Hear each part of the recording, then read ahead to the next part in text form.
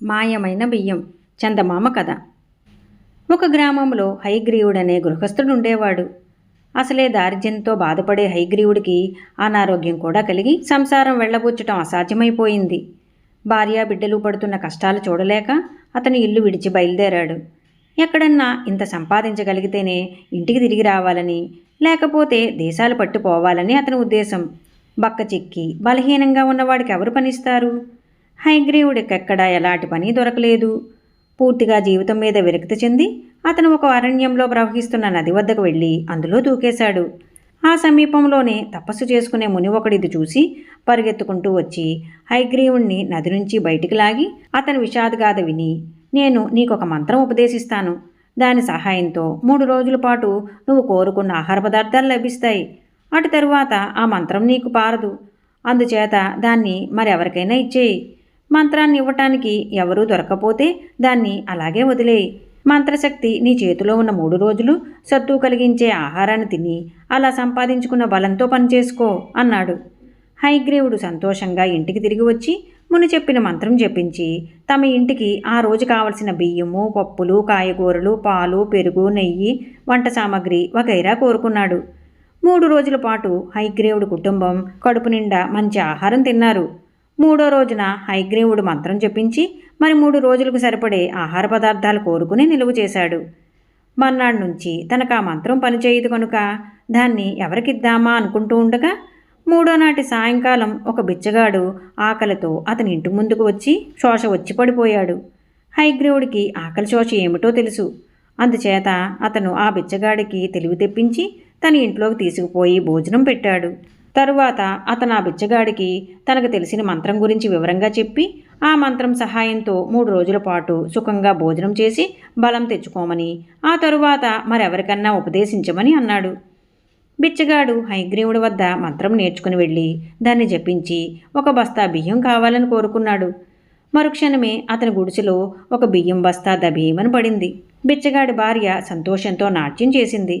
బిచ్చగాడు బస్తా నుంచి కొంత బియ్యం అంగడికి తీసుకుపోయి అమ్మి ఆ డబ్బుతో ఇంటికి కావలసిన వస్తువులు కొనుక్కొచ్చాడు. ఈ మంత్రం ఇంకా 2 రోజుల పాటు తనకు పనిచేస్తుంది. ఈ లోపుగా దాన్ని సద్వినియోగం చేయటం ఎలాగా అని బిచ్చగాడు తన భార్యతో చర్చించాడు. మంత్రం 3 రోజులు తనకు ఉపయోగపడ్డాక వాడు దాన్ని తన భార్యకు చెప్పాలని రూఢీ చేసుకున్నాడు. అందుచేత ఇంకా 5 రోజుల పాటు ఆ మంత్రం తమ ఆధీనంలో ఉంటుంది. ఆ భార్యాభర్తలు చాలా దురాశాపరులు. వాళ్లకు ఊళ్ళో వాళ్ల మీద కోపం కూడా ఉన్నది.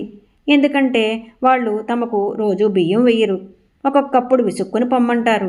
ఈ మంత్రంతో తమ ఆశ ఊళ్ళో వాళ్ల మీద కసి కూడా తీరాలని వాళ్ళు నిశ్చయించారు. అలా చేయడానికి వారుంటున్న గుడిసె పనికిరాదు. నిర్జన ప్రదేశం కావాలి. అరణ్యం మధ్య ఏనాటిదో ఒక పాడుపడిన పెద్ద భవనం ఉంది. దాన్ని బిచ్చగాడు వాడి భార్య ఎరుగుదురు. వాడు తన భార్యతో సహా ఆ భవనానికి చేరుకుని మంత్రం చదివి మా ఊళ్ళో అందరిళ్లలోని బియ్యమంతా ఇక్కడికి చేరాలి అని కోరుకున్నాడు. వాడి భార్య వాడికన్నా 3 ఆకులు ఎక్కువే చదివింది. మొగుడు నుంచి మంత్రం తనకు రాగానే ఆ ఆశాపాతకురాలు దేశంలోనూ రాజభవనంలో సైతం ఉండే బియ్యమంతా తెప్పించి అరణ్యం మధ్యలో ఉన్న ఆ పాడుపడిన భవనమంతా బియ్యం బస్తాలతో పేర్పించింది. ఆ తరువాత మంత్రశక్తి పోయింది. ఆ భార్యాభర్తలు తాము గొప్ప పని చేసినట్లు ఆనందంతో మునిగి తేలుతూ ఉంటే దేశంలో బియ్యం గింజ లేక ప్రజలు ఆహాకారాలు ఎత్తిపోయారు. ఉన్నవారి గతి లేనివారి గతి ఒకటే అయ్యింది. ఆకలి తీర్చుకోవడానికి దొరికిన దుంపలు, కాయగూరలు, ఆకులు, అలములు తినవలసిన దుస్థితి అందరికీ ఏర్పడింది. దేశంలో ఉండే బియ్యమంతా ఒక్కసారి ఎలా మాయమైందా అని అందరూ ఆశ్చర్యపోయారు. ఈ రహస్యం తెలుసుకోవడానికి రాజుగారు 4 మూలలకు గూఢచారులను పంపాడు. ప్రజల కోసం అన్నం లేని సమారాధనలు చేయించాడు. ఇంతలో ఒక విడ్డూరం బయలుదేరింది.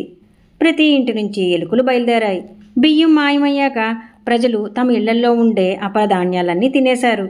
అందుచేత ఇళ్లల్లో ఉండే లక్షలాది ఎలుకలకు ఏ ఆహారమూ లేకుండా పోయింది. అందుచేత అవి వేల సంఖ్యల్లోనూ లక్షల సంఖ్యల్లోనూ బయలుదేరి తమకు ఆహారం ఎక్కడ దొరికేది తెలిసినట్లుగా ఒకే దిక్కును పోసాగాయి. ఈ సంగతి తెలియగానే రాజుగారు ఆ ఎలుకల మందల వెనుకగా తమ భటులను పంపాడు. ఎలుకల దండు వెళ్ళి అరణ్యం మధ్యలో ఉన్న శిథిల భవనాన్ని చేరుకున్నాయి. కొందరు భటులు ఆ భవనాన్ని చుట్టుముట్టారు. మరికొందరు లోనికి వెళ్లారు. లోనికి వెళ్ళిన వారికి అద్భుత దృశ్యం కనబడింది. భవనం నిండా ఎక్కడ చూసినా బియ్యం బస్తాలే. అవి వేల సంఖ్యలో దొంతర్లు దొంతర్లుగా పేర్చి ఉన్నాయి. రాజభటులను చూడగానే బిచ్చగాడు వాడి భార్య పారిపోవాలని ప్రయత్నించి భటులకు చిక్కిపోయారు. మీరిక్కడెందుకున్నారు? మీకు ఈ బియ్యం బస్తాలు ఎలా వచ్చాయి అని భటులు అడిగితే ఆ దంపతులు ఏమీ చెప్పలేదు. అందుచేత భటులు వాళ్ళని తీసుకుపోయి రాజుగారి ఎదుట పెట్టి బియ్యం బస్తాల సంగతి చెప్పారు. బిచ్చగాడు రాజుగారి దగ్గర తనకు హయగ్రీవుడు చెప్పిన మంత్రం గురించి, దాని శక్తితో తాము అరణ్య మధ్యలో బియ్యం బస్తాలు నిలువ చేయడం గురించి చెప్పాడు. రాజుగారు హయగ్రీవుణ్ణి పిలిపించి విచారించగా మంత్రం మాట నిజమేనని తెలిసింది. తరువాత రాజుగారు అరణ్య మధ్య నుంచి బియ్యం బస్తాలు తెప్పించి ఎవరు పోగొట్టుకున్న బియ్యం వారికి ఇప్పించి బిచ్చగాన్ని వాడి భార్యను కారాగార గృహంలో పెట్టించాడు. ఈ కథ మీకు నచ్చినట్లయితే లైక్ చేయండి, షేర్ చేయండి. మరిన్ని మంచి కథల కోసం మా సంపత్ ఛానల్ని సబ్స్క్రైబ్ చేసుకోండి.